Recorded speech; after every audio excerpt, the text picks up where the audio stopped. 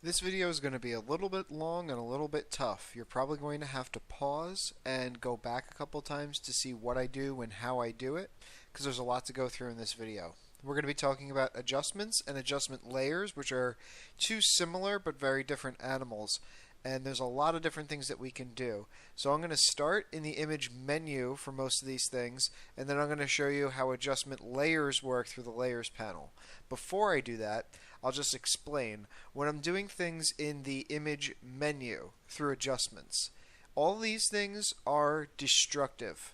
As you remember from the masking video, that means that whatever I do here is making a permanent change to my picture. If I am absolutely sure that I want this picture black and white and there's no going back, that's where I'm going to go. I'm going to go adjustments, black and white. This picture was supposed to be black and white. There's no looking back. I'll do it here. It's destructive. But if I come to the adjustments panel over here, I have things like brightness, contrast, levels, curves, a lot of the stuff that we're going to be talking about in the menus. And these are adjustment layers. They're non-destructive, but they have their own special problems as well. And we'll get into that. The first color change adjustment that we're going to make is we're going to show off the brightness contrast, which is here under Image, Adjustments, Brightness Contrast. Now this changes the lightness and darkness of your pixels. Both the brightness and the contrast sliders do that. Brightness focuses strictly on the brightness values, whereas contrast also plays with the color values. So if I bring the brightness all the way up, the lights get lighter, and if all the way down, the darks get darker. However, if I play with the contrast, it not only does that, but it does it with the actual color values, so it's playing with those blues and greens. So now, with low contrast, the colors kind of even out a little bit, and at high contrast, they become much more starkly different. And you can click the auto button and have Photoshop guess for you if you want. That this would be optimal based on all the color that's in the picture. We'll up the brightness by 71, remove contrast by 17 or so, and you kind of get this middle ground. That's Photoshop's choice.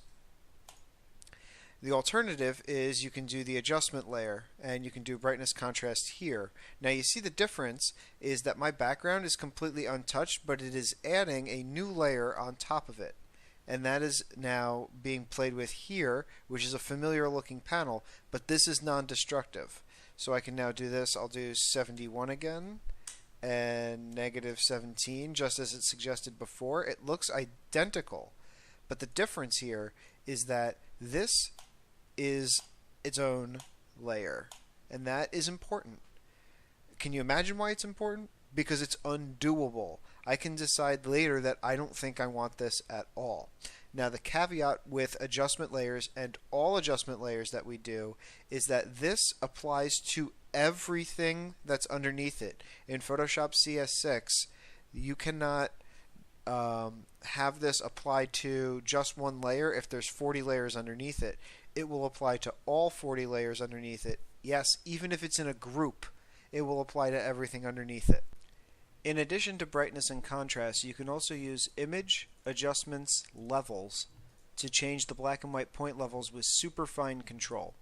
And the way that you have superfine control is with the eyedroppers. This is the black eyedropper tool, and this will allow you to tell Photoshop what the darkest dark is on this image, and it will adjust everything else proportionately. For instance, if I click on something that's not pure black and I tell it this is the darkest I can get, it's going to make that pure black, measure the shift, and then apply that shift to everything else.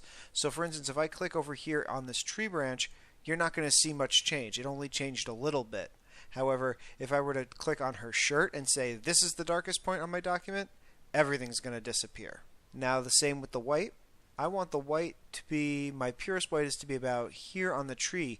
I already have a pure white here, but maybe I want to change things up a little bit. I'm going to choose from a white on the tree, which is actually closer to a little bit of gray, and this looks like so I'm undoing that, and I'm just going to set her shirt as the whitest white. And you can adjust levels that way, and levels also sits here in the adjustments panel under levels, which is the second one in. And you have the same options, the same changes. You can do it on the fly, and it's non-destructive.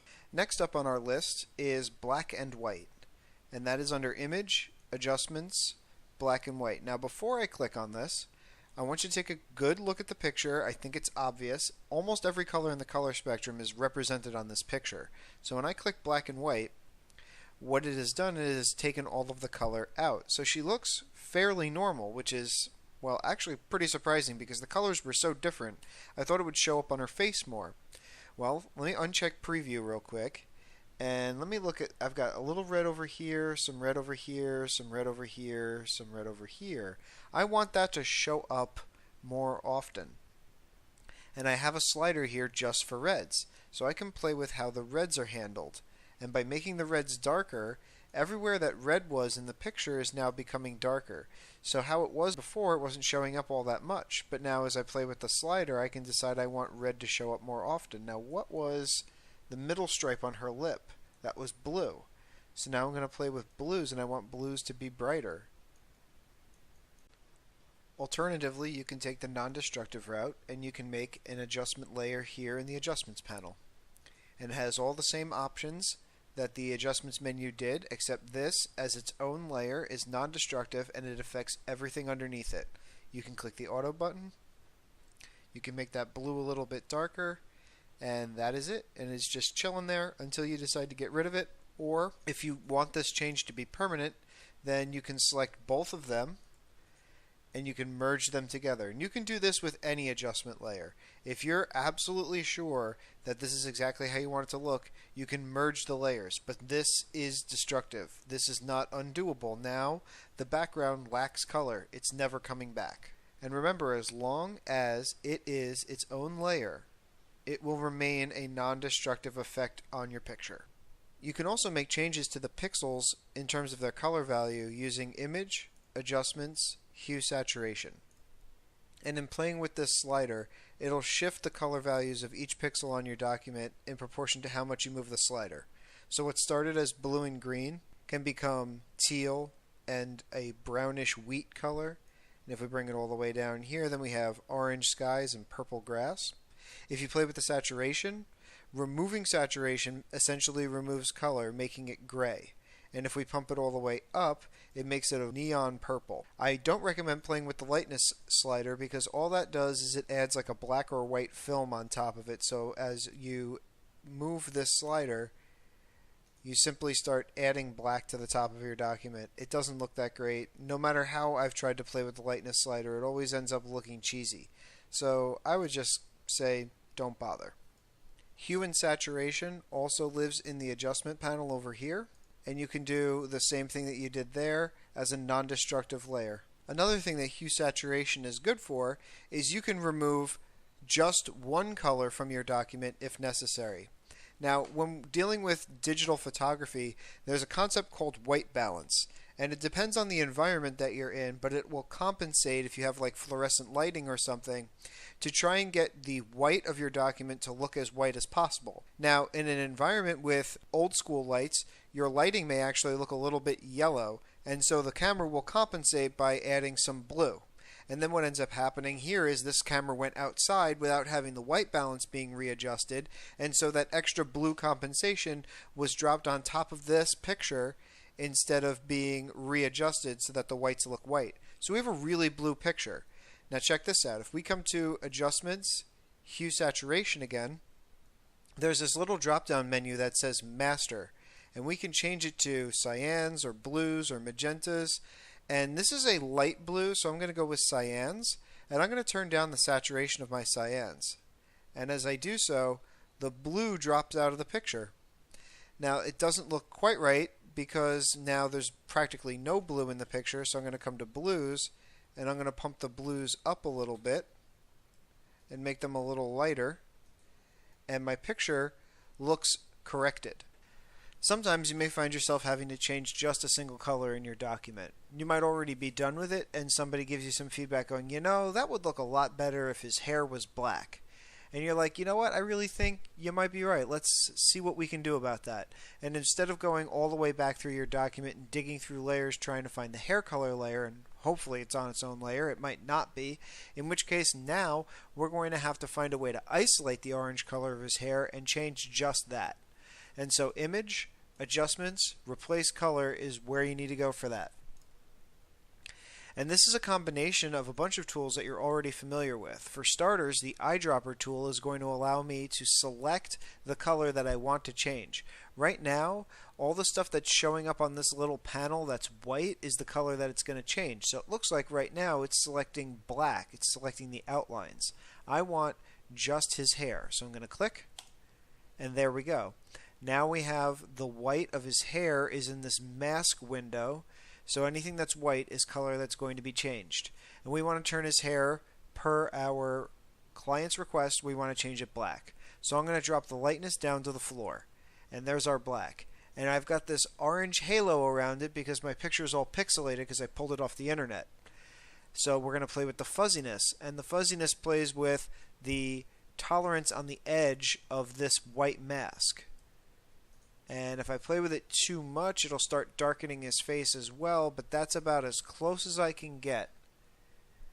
I probably want to bring that down a bit more to there. There. Now you can't see any of the pixelation or any of the compression on the picture, which was showing up on his face. And I've changed the orange for the most part, except for this pain in the butt halo, which I can just paint in later. I've changed it to pure black. And I can click OK. And that's it. And that was a combination of masking, the eyedropper tool from Levels, and the hue saturation menu was all inside that one window. I'll show you again. There you see. Eyedropper tool, masking, and hue saturation. It's all part of this one little panel. Alright.